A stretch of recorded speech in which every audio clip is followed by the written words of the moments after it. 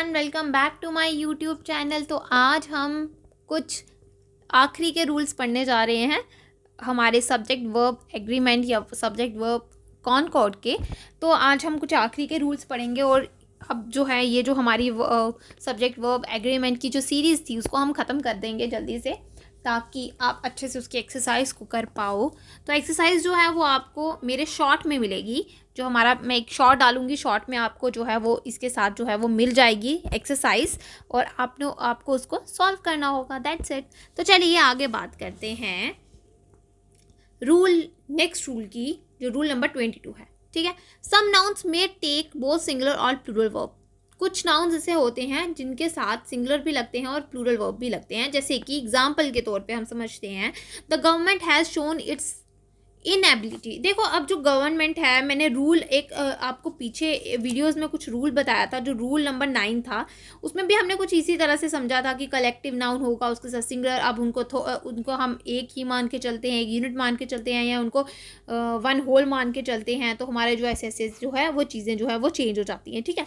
लेकिन अब ये जो है ये ऐसी चीज़ें हैं जहाँ पे हम सिंगुलर और प्लूरल दोनों का यूज़ करते हैं। ये थोड़ा उसके साथ रिलेट करता है, तो यहाँ पे समझिएगा।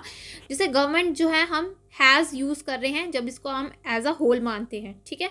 लेकिन जब अब क्या होगा, जब हम इसको अलग अलग मानेंगे तो यहाँ पे क्या होता है, हैव का यूज़ हो जाता है। ठीक है। That's it. अब देखो, the government has shown its inability in tackling the problems of rising prices. ठीक है। Our family has shifted to a new house. ठीक है। अब अवर फैमिली को आप क्या करते हो, हैज़ भी यूज़ कर सकते हो और अवर फैमिली के साथ आप हैव भी यूज़ करते हो। जैसे our family have different tests of food. ठीक है। अब इसके साथ ही कुछ और नाउन्स भी हैं, जैसे public, crew, staff, media, audience, committee, company, federation, extra. मतलब ये बहुत सारी जो चीज़ें हैं, ये मतलब बहुत सारे ऐसे नाउन्स हैं जिनके साथ हम सिंगुलर भी यूज़ करते हैं और प्लूरल भी यूज़ करते हैं। और ये रूल नंबर जो है, अगर इसको अच्छे से समझना है तो रूल नंबर 9 को आपको अच्छे से समझना पड़ेगा, क्योंकि ये सब जो चीज़ें होती हैं ये रूल नंबर 9 के साथ तो बहुत अच्छे से मैच करती हैं। ठीक है। आपको उसको अच्छे से समझना है, वहाँ से आपको अच्छे से पता चल जाएगा कि ये मैं किस चीज़ के बारे में बात कर रही हूँ, कैसे एज ए इंडिविजुअल इसको हम कैसे यूज़ कर सकते हैं, इसको एज अ होल कैसे यूज़ कर सकते हैं। तो ये उसी का रूल है, कुछ उसके साथ रिलेट करता हुआ रूल है। मैंने आपको वो रूल पहले पढ़ा दिया और इस रूल को अब बाद में पढ़ा रही हूँ, लेकिन आपको उसके साथ ही समझना पड़ेगा इसको। ठीक है। अब नेक्स्ट रूल जो आता है वो हमारा कौन सा है, देखिए। हमारा नेक्स्ट रूल कहता है, nouns like advice, furniture, information, instrument, equipment, stationery, luggage, weather, ये जो है ये है तो सिंगुलर्स हैं। ठीक है। लेकिन इनके साथ क्या होगा, हम सिंगुलर वर्ब ही यूज़ करेंगे, क्योंकि सुनिए, अब जो फर्नीचर है ना, इसके साथ तो बहुत बात आ जाती है, स्टेशनरी है इसके साथ भी बहुत बात आ जाती है। तो अभी इसको ध्यान से सुनिएगा कि कैसे फर्नीचर, अगर आपने एक एक फर्नीचर की बात की है ना, अगर आप एक एक फर्नीचर की, जिसमें सोफ़ा भी आ जाता है, बेड भी आ जाता है, ठीक है, तो उसमें क्या होता है, उसको हम अलग लेते हैं। जब उसमें हम उसको अलग अलग लेते हैं तो वो प्लूरल को भी यूज़ करते हैं। इसमें थोड़ी सी कन्फ्यूजन होती है, लेकिन अभी इस रूल को आप अच्छे से समझिए। यहाँ पे जैसे कि सुनिए, noun like advice, furniture, information, instrument, equipment, stationery, luggage, weather, extra, ये जो सिंगुलर है, लेकिन इनके साथ हमने क्या लेना है, सिंगुलर वर्ब लेना है। माई फर्नीचर इज़ न्यू, मेरा फर्नीचर जो है वो नया है। Weather is present, your luggage is heavy. अब इन सब के साथ हमने क्या किया, इज़ का यूज़ किया। ठीक है। अब देखो, इसके साथ ही क्या होता है कि कुछ नाउन्स जो होते हैं उनको हम सिंगुलर समझते हैं, होते तो वो सिंगुलर है इन फॉर्म, लेकिन उनका मीनिंग जो होता है वो प्लूरल होता है, इसीलिए उनके साथ हम प्लूरल वर्ब ले लेते हैं। जैसे कि कैसे, the cattle are grazing in the fields, my poultry are in Karnal, people still have faith in the democracy. अब इन एग्जाम्पल से आपको पता चलेगा, तो कैटल है, कैटल का कैटल्स तो होता नहीं है। ठीक है ना, कैटल का कैटल्स तो होता नहीं है। आपने नाउन्स नंबर अगर पढ़े हैं तो कैटल कैटल ही रहता है, कैटल्स नहीं होता है। पोल्ट्री पोल्ट्री ही रहता है, पोल्ट्रीज नहीं होता है। पीपल पीपल ही रहता है, पीपल्स नहीं होता है। ठीक है। तो जब ये बात आ जाती है, the cattle are grazing in the field, तो यहाँ पे ये कैटल जो होते हैं ये ऐसे ही रहेंगे। आप इसके साथ क्या करोगे, आर का ही यूज़ करोगे। माय पोल्ट्री, तो पोल्ट्री जो है इसके साथ भी आर का ही यूज़ होगा, क्योंकि कैटल में अलग अलग आ जाते हैं। ठीक है। कैटल एक तरह की मतलब एक तरह के जानवरों को नहीं होता है, उनमें कैटल जो होते हैं वो उसमें अलग अलग आ जाते हैं। जैसे गोट्स भी होती हैं, शीप भी होती हैं, फिर उसके बाद काउज होती हैं, बफेलोज होती हैं। ठीक है। तो हॉर्स होते हैं, ये सब कैटल में ही आता है। ठीक है। जब ये कैटल जो हो है ये इसमें आ जाते हैं तो यहाँ पे क्या है, ये कैटल जो है ये क्या बताने की कोशिश करता है कि अलग अलग एनिमल्स के बारे में बताने की कोशिश करता है, ठीक है।